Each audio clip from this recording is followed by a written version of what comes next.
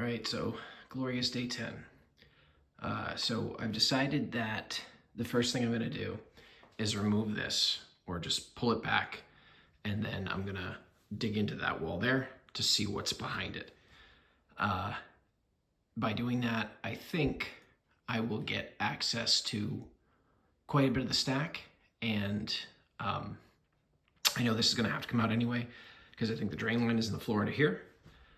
So that's going to allow me to at least get in there and make sure I'm where I think I am and get a sense for where everything is in that wall. And, you know, presumably I'll put a new sink back there, or a new sink back in place, and hopefully, or the existing one, depending on whether I can fix this up. And I may not even have to patch it. So that's the plan. Here we go. All right, so that's in the middle of my kitchen. So, you know, that's actually progress. And then here I've got, so I had to use the reciprocating oscillating tool on the main drain because I don't have a cutter that big.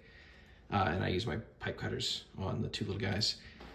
This is what I was expecting, I guess, but I'm not familiar with what that is. And it's not immediately clear from what I'm looking at here where the leak is. So what I'm gonna do is cap off these lines.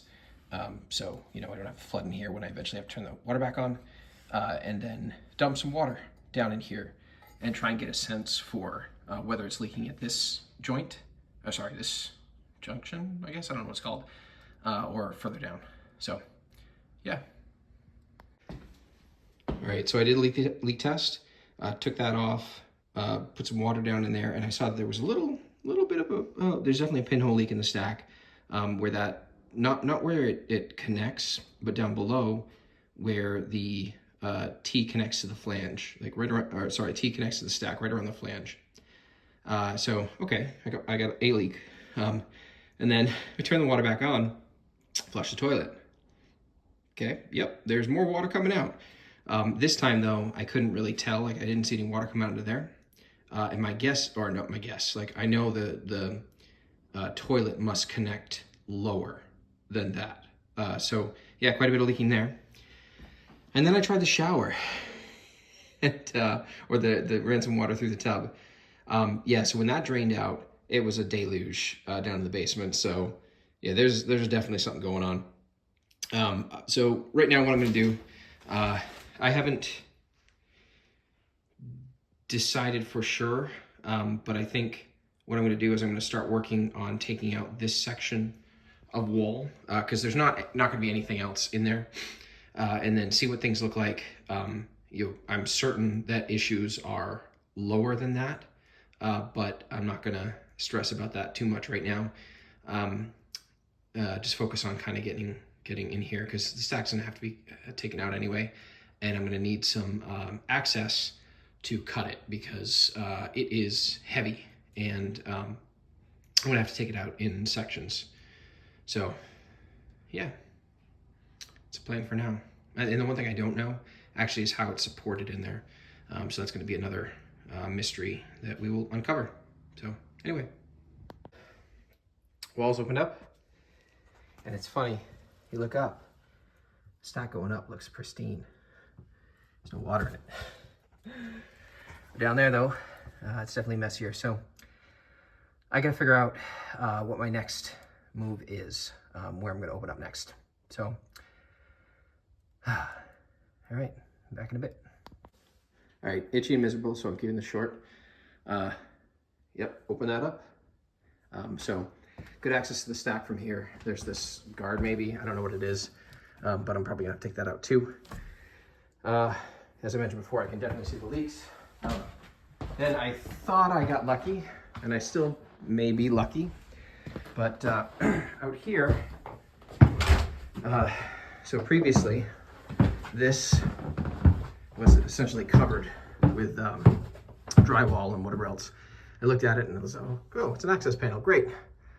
So long story short, wasn't an access panel. It was a place where the ceiling had been dropped, essentially where the lath and plaster. So that would have been right about here, going across, and then in here was fiberglass bat insulation. And I just spent probably the last, I don't know what time it is, but maybe last hour, maybe two, digging the first layer out and then the second layer out. And my gosh, I am just, so itchy and dirty. And this is just a miserable job. If you've never removed plaster, lath and plaster and, you know, insulation like this, fiberglass insulation like this, oh my gosh, it is so miserable. Anyway, good news is I did find the main drain line off the toilet. Something I wasn't expecting was that the shower line actually runs over here by the toilet. So that's interesting.